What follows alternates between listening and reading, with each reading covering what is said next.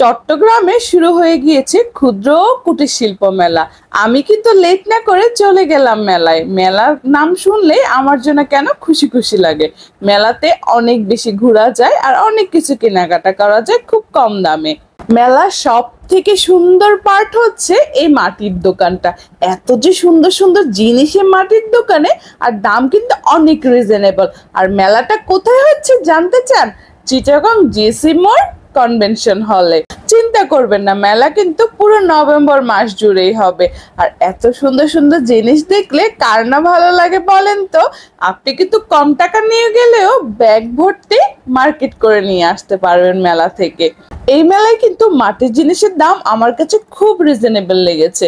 আসলেই কিন্তু অনেক দাম ছিল। এই হাঁড়ি পাতিল গুলো দেখছেন যেগুলো পিঠা বানানোর খোলা, এগুলো 100 থেকে শুরু করে 220-এর মধ্যেই ছিল, খুবই কম ছিল। আমার কিন্তু এই মাটির ফল ফ্রুটের মধ্যে খুব চোখ গিয়েছে। কি কিউট দেখতে, অনেক সুন্দর। কিন্তু এখানে ফুলের প্রাইস গুলো একটু বেশি চাচ্ছিল আমার কাছে মনে হচ্ছিল, সো আমি এখান থেকে মাটির কেনাকাটা গুলোই করেছি আর ফুলগুলো নেইনি। আর আপনারা কিন্তু এই কোকারিসের দোকানটা একদম মিস করবেন না। আমি চিন্তা করছিলাম ভাইয়াটা এত কম দামে কিভাবে জিনিসগুলো দিচ্ছিল। এখানে এত কিউট কিউট কাপ, কিন্তু এত কম দাম, মানে আমি বিলিভ করতে পারছি না। আমি আপনাদেরকে দেখাবো, একে একে দেখতে থাকেন। কি যে কিউট কিউট কাপ ছিল আর খুব সুন্দর সুন্দর জিনিস ছিল। আমার কিন্তু হাম্বল রিকোয়েস্ট থাকবে, আপনারা এই দোকানটা মেলায় গেলে মাস্ট বি ভিজিট করবেন। এত রিজনেবল প্রাইসে মেলায় কিন্তু জিনিস দাও পসিবল না। আমি কিন্তু এই কোকারিসের দোকান থেকে অনেক কিছু শপিং করেছি, আপনাদেরকে কিন্তু নেক্সট ব্লগে অবশ্যই দেখাবো। আর শুধু কি কোকারিসের শপিং, আর মেয়েদের তো হেয়ার ব্যান্ড আরো কত কিছু কালেকশন আছে, এগুলোতে নিতেই হবে।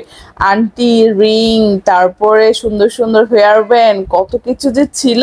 এদের কালেকশন গুলো অনেক বেশি সুন্দর ছিল।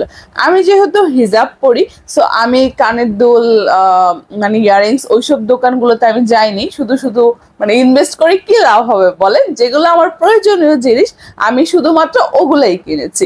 তো এখানে বাচ্চাদের জন্য হেয়ার ব্যান্ড নিচ্ছিলাম। এখানে অনেক সুন্দর সুন্দর কালেকশন ছিল। 30 টাকা থেকে শুরু করে 60 টাকা ইনভেস্ট করলে অনেক ভালো ভালো এবং অনেক সুন্দর সুন্দর জিনিস পাওয়া যায়, যেটা আমি খুব বেশি প্রেফার করি এইসব ক্লিপগুলো মেলা থেকে কিনতে। আমি কিন্তু একদম ডর্জন ডর্জন কিনে নিয়ে আসি, যেন বছর বা 3 বছর তো যায় না, অ্যাকচুয়ালি 3-4 মাস যেন ইজিলি চলে যেতে পারে। আর এই আচারের দোকানটার আচারের টেস্ট গুলো মোটামুটি ভালো ছিল। আমি জাস্ট একটুই খেয়েছিলাম আর বাসার জন্য নিয়ে আসিনি। আর এখন একটু শীত শীত পড়ছে, তো আচার খেতে খুব একটা ভালোই লাগে, তো আমিও টুকটাক করে আচার নিয়ে নিচ্ছিলাম। আর এখানে অনেক রকমের চকলেট ছিল যেগুলো বাসায় নিয়ে এসেছি, পরে আপনাদের সাথে ব্লগের সাথে শেয়ার করব। আর এদিকে হচ্ছে আমার ময়না পাখির পানির পিপাসা পেয়ে গিয়েছে। যে পরিমাণ গরম ছিল, ঠান্ডা পড়ছিল, বাট তারপরে মেলাতে যেহেতু একটু ভিড় থাকে ওই জন্য গরম থাকে অনেক বেশি। আর এখানে হচ্ছে অনেক সুন্দর সুন্দর দোকান ছিল, অনেক সুন্দর সুন্দর জিনিস ছিল। আপনারা যারা চিটাগং এরিয়াতে আছেন, আপনারা অবশ্যই মেলায় ভিজিট করে আসবেন। আর ট্রাস্ট মি, খুব রিজনেবল প্রাইসে খুব সুন্দর সুন্দর জিনিস আছে। আপনারা বললাম না, ওই যে কথা একটা বললাম না, যে অল্প টাকা নিয়ে যাবেন, ব্যাগ ভরে জিনিস কিনে নিয়ে আসতে পারবেন। আর হচ্ছে রেশমি চুড়ি আর নানান ধরনের চুড়ি। এই চুড়ির দোকানে গেলে কি মেয়েদের মন কি আর আটকে থাকে? আমি তো ব্যাগ ভর্তি ইচ্ছা মতো চুড়ি কিনে নিয়ে এসেছি, এত সুন্দর সুন্দর কালেকশন। আর আমার বাচ্চারা তো এই খেলনার দোকান যেগুলো আছে সেখানে যাবেই, তাদের খেলনা নিতেই হবে, ঘরে আছে, বাট তারপরও লাগবে, মেলাতে যা হয় আর কি।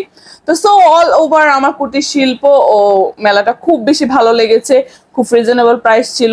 আপনারা সবাই যাবেন, ঘুরবেন। এই লাস্টের দোকানটাতে কিন্তু অনেক সুন্দর সুন্দর কালেকশন ছিল। তো আমি যতটুকু পেরেছি আজকে দেখিয়েছি আপনাদেরকে, ট্রাই করেছি মোটামুটি সবকিছু ঘুরিয়ে দেখার জন্য।